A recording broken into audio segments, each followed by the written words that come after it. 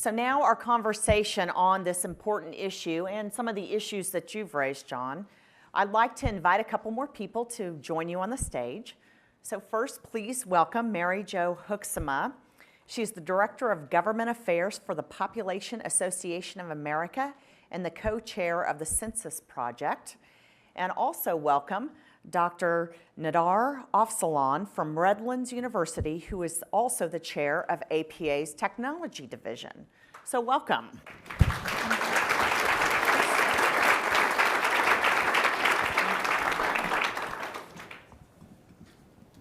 Well, thank you all for coming in and talking about this important topic for APA. So why don't we start off, Mary Jo, why don't you tell us a little bit about your organization? Sure. And as the leader of the Census Project, what can people do, what can our planners do to advocate for federal data and for statistics? Well, thank you very much for having me. It's a pleasure to be here and to have this opportunity to talk to all of you about the Census Project. APA has been very actively involved in our efforts, but for those of you who don't know what the Census Project is, it is a broad-based, diverse network of national, state, and local organizations, some 600 plus actually, representing the interests of business, civil rights, labor, housing, human services, and scientific organizations among its ranks. And all of us have come together in support of advocating for funding for the decennial census and for maintaining a mandatory, fully funded American Community Survey. We do a number of things through the Census Project, not the least of which is to ensure that our members are informed when there are attempts to undermine support for funding the census and also the ACS. So we will put out information about maybe amendments that are going to be offered on the House or Senate floor that would affect funding. And so then in turn our member organizations can issue action alerts, if you will, so members can be activated to contact specific representatives or senators and urge them to vote the right way on these amendments. We also were very involved, as was APA as a member of the Census Project, in efforts dating back to 2012 to ensure that the American Community Survey did not become a voluntary survey. John reflected on this point in his remarks. There have been efforts in Congress in recent past to try to make the ACS a voluntary survey, and we're very tuned into those attempts that have fortunately fallen a little bit to the wayside, but we remain very vigilant. Okay. So being tuned into those action alerts when they come about is important, I think, as members of APA to respond to those. But proactively, would love to see people get more engaged, particularly at this critical time in planning for the decennial census. I mean, it's not only important to react to action alerts, but also when people come, policymakers from Congress as well as state and local government or in your community, to engage them in town halls and meetings that you may be privy to, and to talk not only about the importance of funding the Census Bureau as well as other statistical agencies, but to speak about how you use the data in ways that will mean something to them, the applied uses of the data, how communities benefit from these data. I worked for 2 members of Congress. Otherwise, they always wanted to know how, at the end of the day, how constituents would benefit from investments in statistical agencies.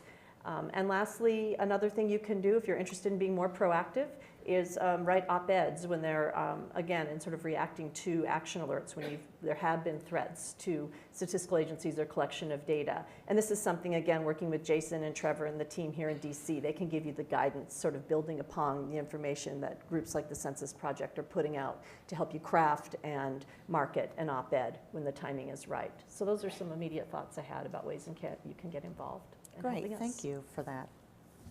Say, Nader, why don't you talk to us a little bit about APA's division, as it's been active on data and smart city issues. So really, what do you see as priorities for the organization in this area, and how are your members using these government data resources in planning issues? Thank you very much, Cynthia. I'm thrilled to be here. I'm very glad to be among all of you. We have more than 20 divisions in APA, and Technology Division is one of them. I'm the chair of the Technology Division and co-chair of the Smart Cities and Sustainability Task Force. Our cities are data obese right now, so it's real. A lot of our cities, I think, are data obese, or they are getting there. So when you have obesity issue, what would you do? You go and see a doctor and you change your habits and you change your, I don't know, diet. The most important thing is to change your lifestyle.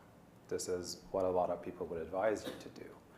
So I think a lot of cities and organizations need to change their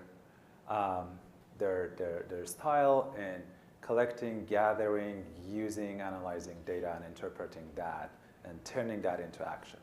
So this is what we basically do in the technology division to help planning organizations and also industries who are using different types of data for public good or public action or community-based planning to think about how they can use governmental data, federal data, and how they can integrate that with local data sets. So talking about local data sets, there's a history about that. We've been talking about that for a while. We've been talking about using social media data and citizen-generated data for more than 10 years from now, but I think we're not still there. And in fact, a lot of our organizations are not that focused. In a lot of cases, I see organizations are not focused on the goals. They are more focused on, oh, we have all this data. What are we going to do with that? So I think the first step is to think about, is still to focus on the goal itself other than the data. So instead of looking at the technology or data and see, what are we going to do with this? Instead of that, it would be still going back and stepping back and see, okay, so this is our goal. Instead of being distracted by a lot of amazing things you can do with that data, thinking about, okay, what's our goal? We're going to stick with that and how we are going to deal with this. So I think that's one way to deal with that data obesity issue. So sticking with goal, I think would be important. Having clear objectives, thinking about partnerships and collaborations. A lot of planning organizations are still not ready to think about how to use that data. A lot of planning students, as a faculty, I deal with a lot of planners and planning students. I think we're not still teaching students in a way that they are really ready to deal with this data analysis and interpreting big data in a lot of cases. So we're getting there, but we're a little bit slow on that. So providing opportunities for planners to have those kinds of partnerships and collaboration with other organizations instead of thinking about how they can use this data and how they can partner with other organizations to help with that process is important as well. There are ideas about thinking about bottom-up and top-down approaches. Planners love bottom-up approaches, but I think in this case, I'm sorry, I should say that we definitely need top-down approaches as well. So thinking about the use of federal data as well as local data and thinking about how these two can emerge is extremely important. As part of my role as the chair of the technology division, I sometimes interact with very small towns. I can feel that some of those towns and organizations are a little bit scared of touching these kinds of things, but I think this is not an issue for small towns with limited staff. It's an issue with a lot of cities. I work with the city of LA as well, and I can see that they are struggling with this issue as well. So I think it would be good to tackle, experiment, iterate, think about your experiment, and go back and redo it. So this is what the technology division does in terms of trying to provide opportunities for professional development for planners and also different professionals from different organizations. Okay, thank you very much. Let me follow up, John, with one of the points that you had talked about our data being completely, or the Census Bureau looking for the data to be completely safe and secure, and the fact that they are moving towards an internet basis to collect that data. How do you calm the fears of the public, especially with the recent Equifax data hack and the thoughts out there about hacking into our election process? What are the things that, we could do as planners to encourage our citizens and our residents, because this data is so critical, and what are the things maybe that the government could be doing or other partners in this process to help ensure that that's secure. And Nader, you might have some thoughts on this as well from the technology side. So on the positive side, Census really does a really good job of keeping the data safe. And there's all different levels they have. They have a very good strategy. They work with the Department of Homeland Security experts there. They happen to be really close to the National Institute of Science of Standards. So that's all really good. But this is again why the communications is so important, because part of the communications program will be explaining to people in terms they can understand why the data is safe and why the Census Bureau is confident that it can protect the information that they have. And again, that's just another message that has to get out. So when Census gets funded up to start doing this, I'm sure they'd be happy to give you all kinds of information, to get that out. But again, this is why it's becoming critical that the Census get the proper funding to move forward. Okay. Nader, Mary So Jo? I would like to tie it to not only privacy but also issues of ethics. Mm-hmm. In general, I think we need more focus on ethical concerns of using data, how it is used and how it is not used. So in the Code of Ethics, I'm going back and I'm a planner, so I'm going to talk about the Code of Ethics for AICP, of course. So in the Code of Ethics, we only have, I think, 2 paragraphs just talking about ethical concerns of using data from social media and all that. We've had 1 or 2 webinars on that topic, which is, I think they are very valuable, but it's not enough. So I would love to see we at APA focusing on this topic and even thinking about modifying the Code of Ethics to include those ideas and those solutions. I'm working with Lisa Schweitzer from USC, University of Southern California, on some of these topics, and I'll be happy to talk more about that. But I think we as planners should be probably more cautious about how we are using data, where we can use it and where we cannot use it. And there is a huge confusion from our side as planners about ethical usage of this data. Okay, good thought. Mary Jo, did you have anything you wanted to add, or? Well, not really, although I think the Commission on Evidence-Based Policymaking and the recommendations they've issued, it's an important opportunity maybe to capitalize on the very idea that Nader has suggested, that APA embrace this opportunity to consider, adopting some recommendations, some guidelines, if you will, for use of data, and to link that to the recommendations that I think are really going to catch fire. And it'd be important for all of you to be a part of this effort moving forward, to not only enhance access to data, but to do so responsibly and to be leaders in that effort.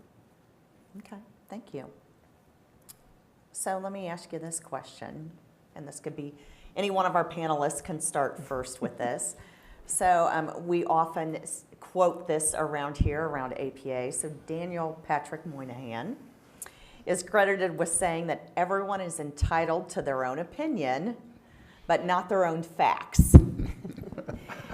And so do you worry about how fake news, the skepticism of science, and the narrow channels of information that's getting out to the public is hurting government and public debate on policy?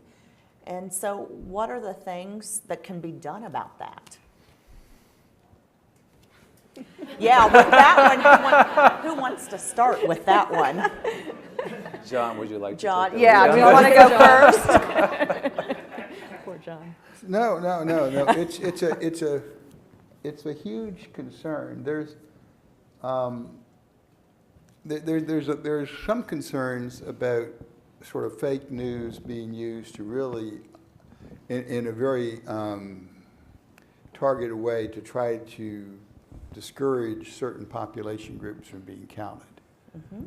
You know, like saying, like fake news that the Census Bureau is giving your data to the, you know, ICE, things like that. And it would be fake. So that's one thing. The other thing, though, that I also think is sometimes concerning are the unfounded attacks on data. So, you know, there have been attacks made that the Bureau of Labor Statistics is just cooking the unemployment statistics, which it doesn't do. But that does make it hard for the Bureau of Labor Statistics sometimes to be viewed as credible.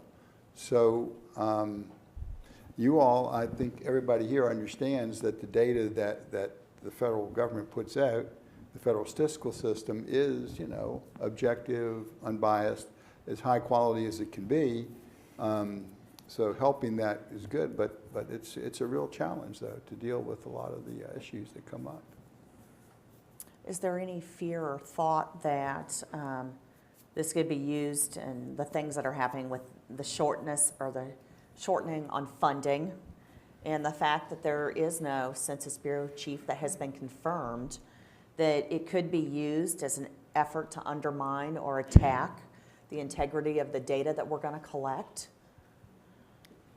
Yeah, it certainly could be. Although, let me just say this, the Census Bureau is doing fine right now without a director. They've got, the Census only has 3 political positions anyway, and I'm one of them, then there's 2 others. And they have a very good career person who's acting as the director, and a very good career person who's acting as the deputy director. So they're moving along right now. So it would be good for them to have a director. The big advantage of having a director that is, you know, confirmed by the administration is charged is that the director has great access to the administration, and they have the support of the administration when they go to the Congress, and they can push a lot harder on certain things than a career person can do. And they're going to need that as they get closer to the 2020 census. But in the short term, they're making all the progress they can. Okay, good. I know that there have been some proposals over the years to make the Census Bureau either an independent agency, or there's been talk, and there's probably been some legislation about privatizing the data. And so the potentially limiting the access, or having, you know, all of us who use that in our jobs, having to pay for the access to that data. In your guys' opinion, do you think that's a good idea, that one of these avenues is sought after? Is there something else that we should be advocating for in terms of good data? Another model that might be, you know, overcomes the funding, gives the ability to collect all this information in an efficient manner?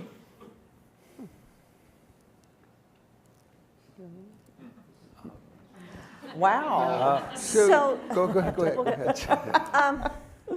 So there aren't any active proposals currently under consideration for elevating the Census Bureau to, or making it an independent agency, if you will. There have been efforts in the past, and I could argue either side of that coin.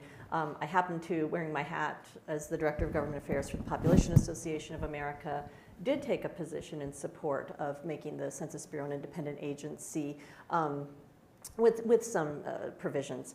That talk has really fallen to the wayside, I think. There's a concern, particularly as we get closer to decennial, we don't want to see, you know, this get caught up in a politicized, you know, debate about the organization of the Census Bureau and where it's located currently in the Department of Commerce, where it has a lot of support, by the way, I think, from both career and administration officials. So I don't think that that's something that APA needs to worry about at this point in time.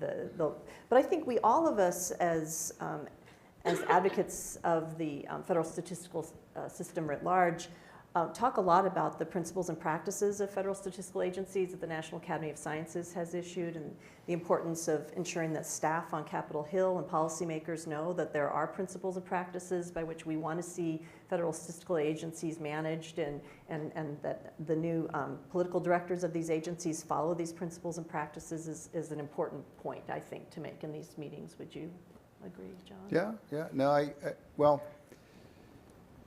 you know, when I actually really thought that I was better positioned being in the Department of Commerce because I had a good relationship with Penny Pritzker and the Secretary of Commerce, and so it's good to have a cabinet level person advocating for you.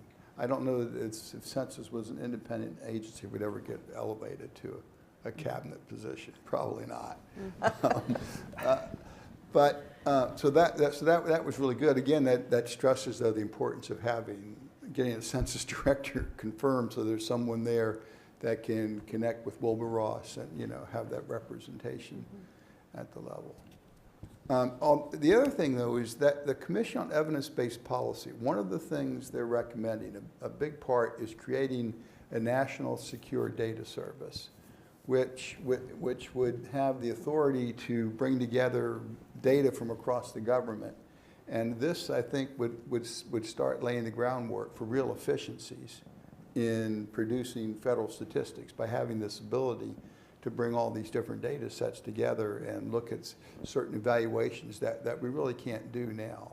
And also having a uniform process for applying to access federal data. I know, I don't know if you all try to get to the census microdata or the other agency microdata, but it can be very problematic right now. There's a different process for every agency, and they want OMB to come up with a standardized way to do that, which would make access in secure environments to researchers and individuals a lot easier. Okay. I would be concerned about having a private organization access to that kind of data and hold it, so for privacy and ethical issues. We have private jails, and I'm still wondering about that, but no, I don't advocate for that idea for a variety. I was just going to say, members of the business community don't advocate for it either, not because they just don't want to pay for it, because they see this as it's an important part of the enterprise system, that everyone has equal access to the data, from small businesses to the large corporations, and so everybody can sort of play fairly in that space by having equal access to data. So good. So Nader, to talk about one of your points that you just mentioned a few minutes ago about utilizing data not only in the federal level, but at the local level. And so we've seen a growing number of cities that are appointing chief data officers at their local level. And, President Obama was had the first administration that appointed the first chief federal data officer. What are your thoughts on this trend? Do you think it will keep going? And then how can these positions evolve to help planners at the local level in their communities use that data to tell the planning story of that community? I think they can have a very productive role. We have chief data officers, chief information officers, chief innovation officers. As part of this 100 Cities Resilient Network, we have chief resilience officers as well. All of these they're not very old, but they're pretty new. It's a little bit hard to say how effective those roles are. So my understanding is that, for example, in the case of chief resilience officers, it's a little bit hard for some of them to work with all of these different departments and find out their role, because they get overwhelmed. But I think basically we need a moderator. We need someone to work with all of these different departments on this role as chief information officers or chief innovation officers, whatever that is. But I'm still wondering if it should be like one or two person, or it should be a department or a group that's focused on that, because in a lot of cases I see my colleagues who are in these roles, they get overwhelmed very easily, and they're just still trying to figure out, okay, so what are the things that we're going to touch on, and what are the things that we're going to focus on? But I think we need something like that, so it can be a person or it can be a group that does this kind of activity. So, but we need to think about data interoperability and all of those issues to make sure that these people in these roles are effective and they can do their job. But I personally, support that. Mary Jo, John, do either one of you have any thoughts on that? So from a federal perspective,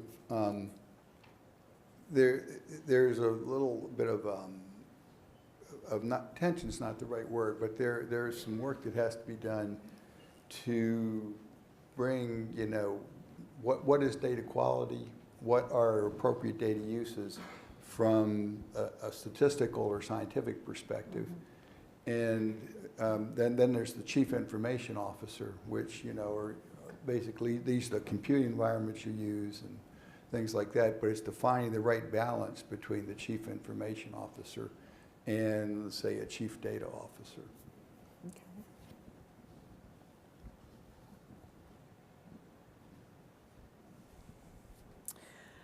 So let's talk a little bit about the future.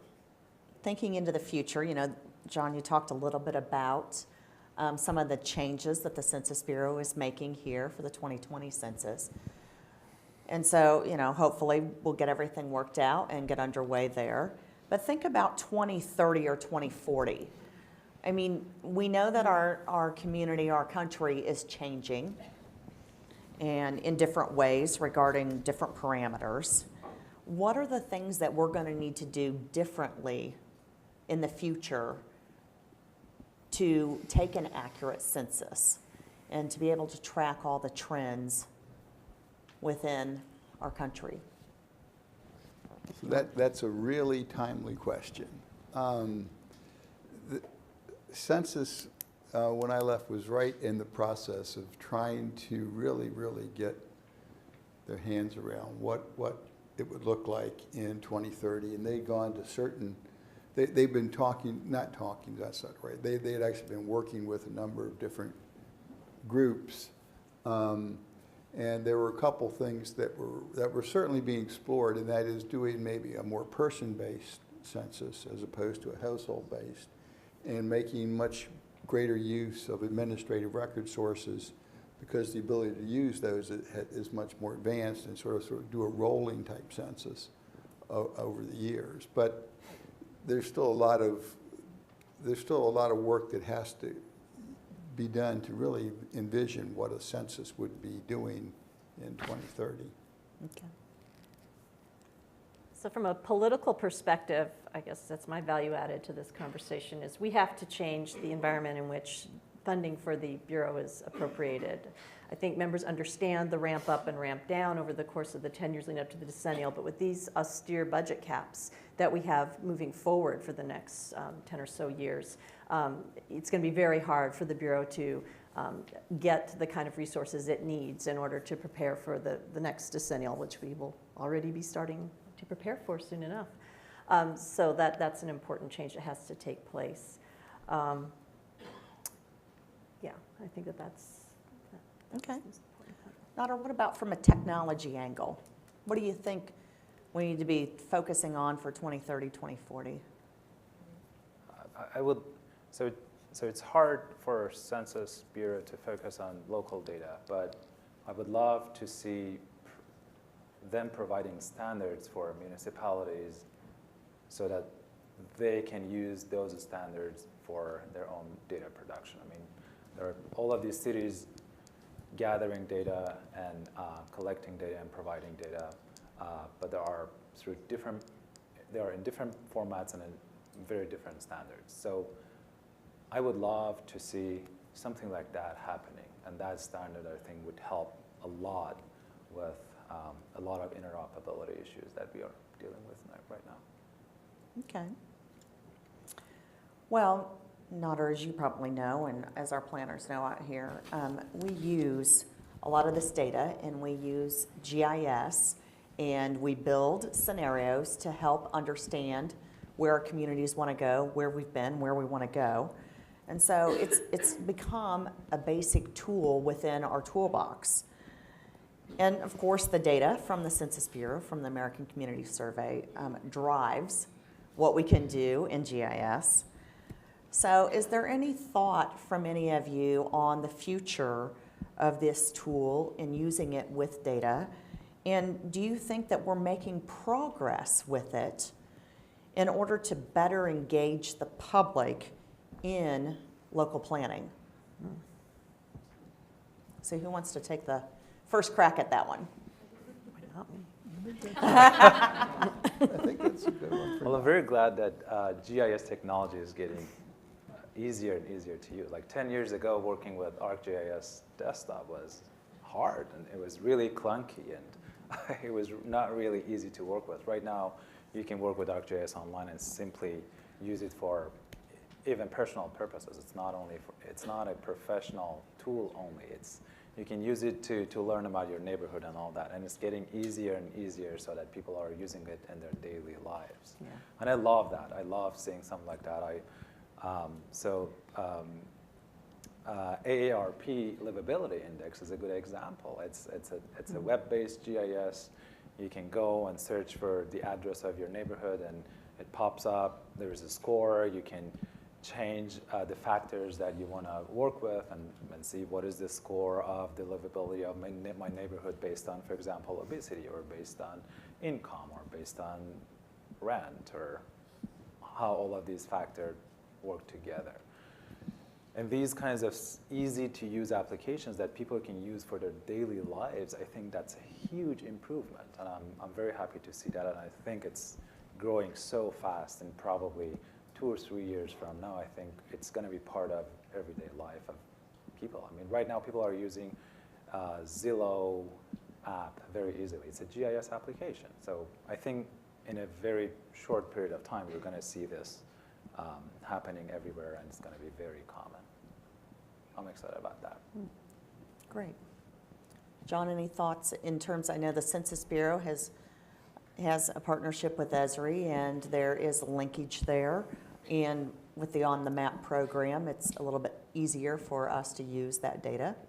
Yeah, no, I mean, I'll just echo what Nader said. I mean, just looking at the ease with which you can use products to visualize data is just growing by leaps and bounds. I mean, Tableau, for example, you can bring some data into that pretty easily and do some really nice graphics. But there's just been a real explosion of using geospatial technology, GIS technology, to display data in ways that makes it easy to understand.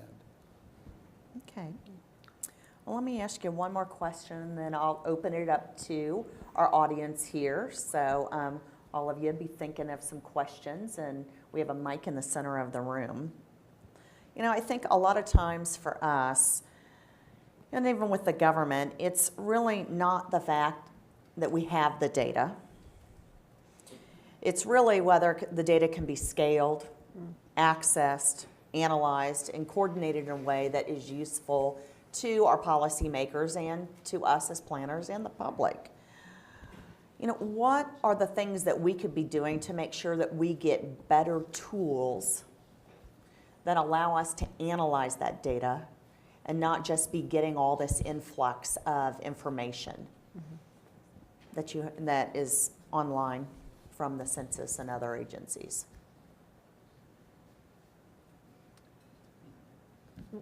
Well, I think one thing you can be doing, and I'm sure you are paying attention to announcements in the Federal Register when there are opportunities to comment on the development of new tools and innovations. I mean, even the new race and ethnicity standards that I imagine you've engaged in that debate. I know, for example, when wearing my PAA hat, I'm involved a lot in issues related to the National Institutes of Health, and there was just recently a request for information with respect to data collected through this new Environmental Influences on Child Health Outcomes initiative. That was a really important opportunity for us to weigh in and give them some important guidance about how they could ensure these data were more accessible and usable to diverse data users, both in applied and academic settings. So I think that's sort of the low-hanging fruit. Be sure to take advantage of those opportunities when they come to you and say, give us your feedback. And I know there are a lot of those opportunities, and I really defer to your policy team at APA to help determine which ones are most important for you to address. But I personally am always flagging those that come from the Census Bureau and from NIH for my members through PAA. Okay. Okay, why don't we open it up to our audience here and see if anyone has any questions for you all. We have Trevor with a mic. We have a mic here in the center of the room. Come on up, and it looks like Andre's going to be our first taker. So, Andre, tell us your full name and where you're from. Sure. My name is Andre Anderson, and I'm from Florida. And I'm speaking to you today as a member of APA and not necessarily as a president of Florida chapter, because I'm not sure I have authorization to speak on behalf of Florida at this point. I was very pleased to hear your presentation about the forward movement of the census to making it more technology-based and so on. And I also was intrigued by that slide that showed the comparison of the undercounted folks. And my personal story is I had the good fortune of emigrating to the US when I was a kid, 15, I'm much older now. And I'm also a US citizen. So I am not one of those hidden or undocumented immigrants. I'm proud to be an American and enjoy the ability to live in this country.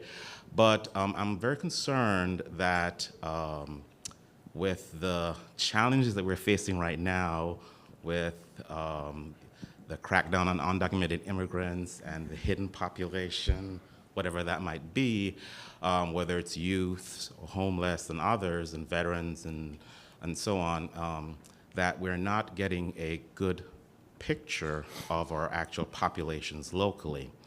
And whether they exist or not, whether it's undocumented or not, they do exist, and they impact our communities as far as providing services for them.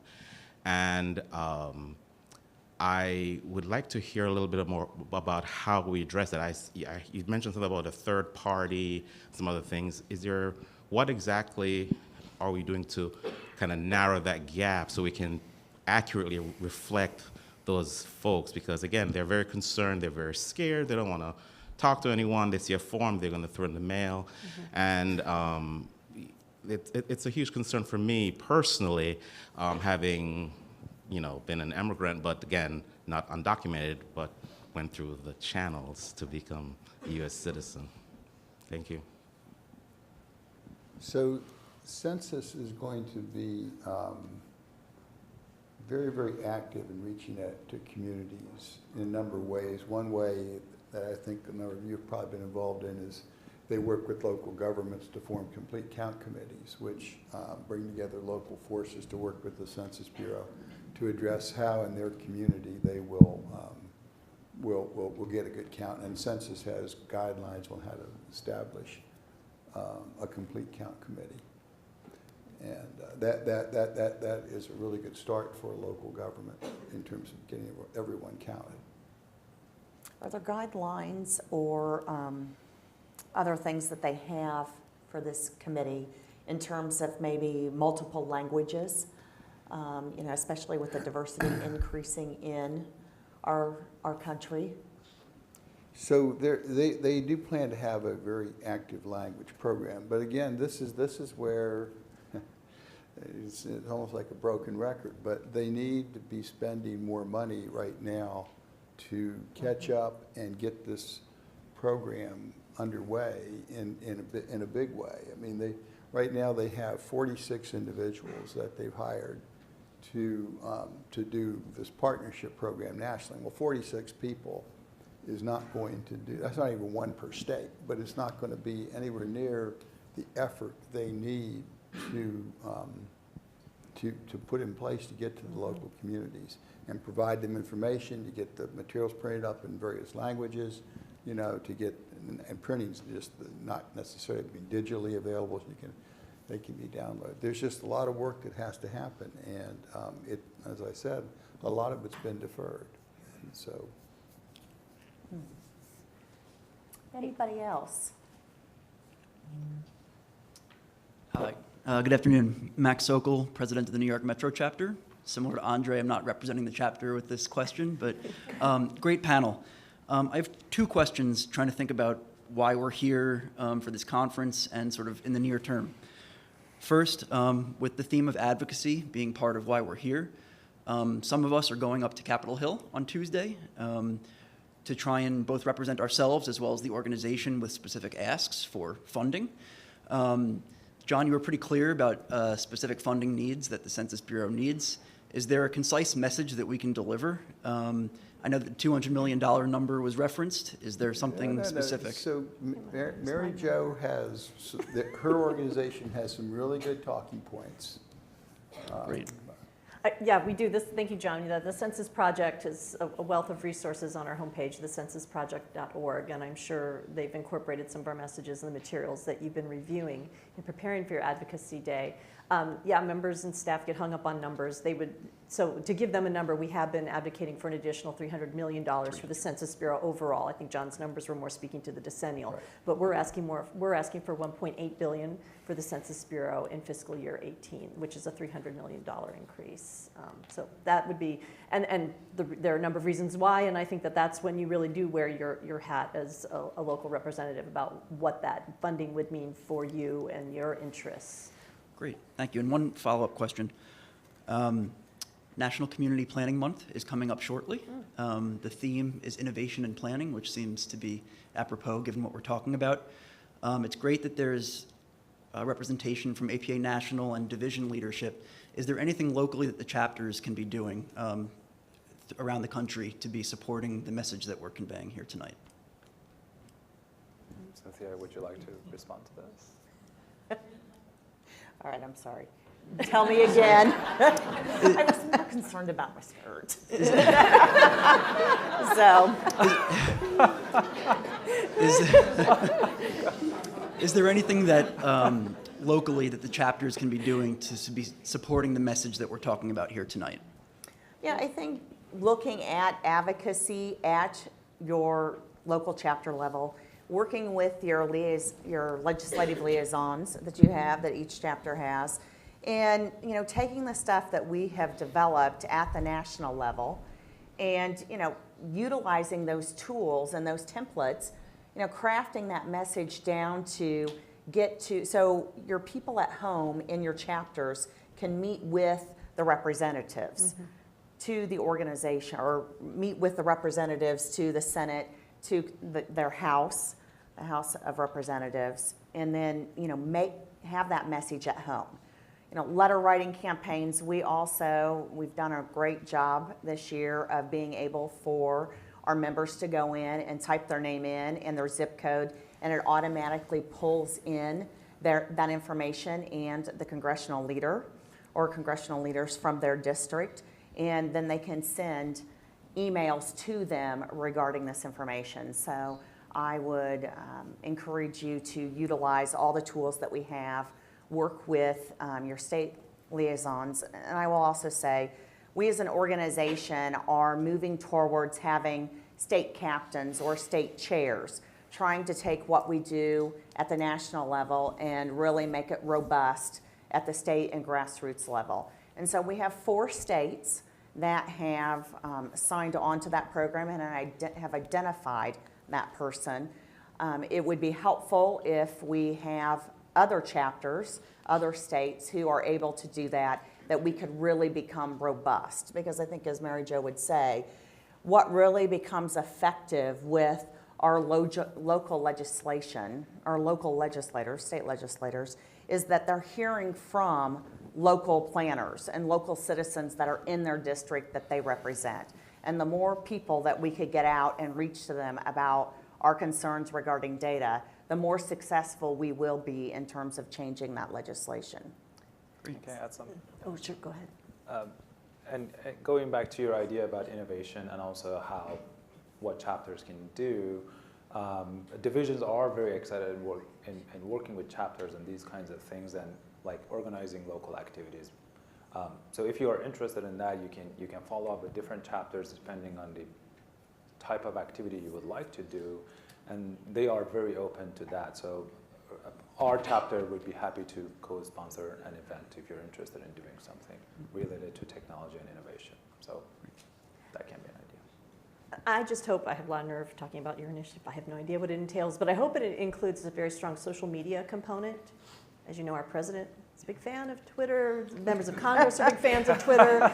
Letter writing campaigns are great, but honestly, in this new age on Capitol Hill, and you'll hear this when you're with offices. In fact, you probably were told in your advocacy training, tweet at these offices before you go to them. Tell them you're excited to see them. You know, start laying the groundwork now, so when you later are tweeting about your monthly, your activities related to this month, that they're sort of set the stage and know who you are and why you're interested in. Great. Right. Thank you all. Okay, well, that comes up to our 6 o'clock hour. Oh, do we have one more question? Oh, 2 more. Is it okay? I'm trying to find my staff. Okay, My name is Bonnie Kranzer. I teach water resources planning at the Johns Hopkins University in Baltimore, so very nearby. I was struck by the lack of, going through this stuff about federal data, that I didn't see anything on the list of what's considered kind of the primary, having anything to do with environmental data such as EPA, FEMA, U.S. Geological Survey, NOAA. And I know there's a lot of us use that type of data in planning. And with the climate change issues, and are there any activities abroad on trying to either save, salvage, manage, or keep going the validity and reliability of that type of data that we need for the environmental resources, not just as well as our social and welfare? I'm just curious where you are on that, because it's not looking very good. Yeah, so I was a little remiss. I did speak mostly about the federal statistical system. The Department of Commerce is really a huge data agency. And so you've got Census, you've got the Bureau of Economic Analysis, you've got NOAA with all their data, you've got NIST, and you've got the Patent and Trademark Office. And they are still there, and they're still producing all that data. NOAA's producing I don't know what the word is bigger than terabyte, but all that data is coming out and being used. So I should. Okay, last question. It's a good one. I guess we'll find out. My name is Charles. I'm from Tucson, Arizona. My question is, and I may get some of the details wrong, but in the 2010 census, there were some issues that caused cost overrun of a couple of $2 billion. So I was just hoping if you could explain what those issues were, how it plays into how and if what they're trying to do differently this year, how and if it plays into the politics of funding it for 2020. And I asked that in the context of us going up to Capitol Hill and talking about this. That's often used as kind of one of the arrows against funding the census and a knock against the Bureau. So I'm just trying to better understand the issue as we head up there. Sure. So I was on the outside when this happened, but I did get to weigh in on it. So leading up to the 2010 census, the Census Bureau had a vision of using handheld devices to conduct the census. And they had a large contract that was in place to do that. The contract didn't get managed very well, and they had to scrap the program at the last minute. Well, last minute being the year ended in 8, and go back to a paper-based methodology. The impact of that was it required a lot more money coming into the Census Bureau to support the paper-based. So the important difference between what happened in 2010 and what's going on now is that there never was a handheld device to really be tested in any kind of program. So Census has tested a smartphone as the device going back to 2013, 2014, 2015, 2016. So it's more than just this sort of concept that's out there that hasn't been done. It's been done. The other important thing is Census made a huge commitment to use existing technology and not using cutting edge. So everything they're doing is existing. Even the the kind of optimization they're doing, they're not reinventing optimized route planning and things like that. They're using what exists in the industry to do optimized route planning. And they're going to be doing this in a cloud environment. They've already done the public-facing systems in the cloud environment. So the point is, Census is way ahead of where they were in the 2010 cycle. They even issued an operational plan, a pretty detailed plan in 2015, which was 3 years earlier than they'd done anything like that in previous censuses. So they've really been focused on good planning and using existing technology. But unfortunately, Congress hasn't provided the resources of the same scale, right? So I think the important message too is you have an opportunity now to get this right. They have an opportunity to test these technologies that are very different from what was used in the previous decade, that they attempted to use in the previous decade, but Congress needs to do its part and provide the resources, and that's why it's terrific that you're going up there and are going to be conveying this message to them. Okay, well, thank you all for attending. Let's give a big round of applause for our panel.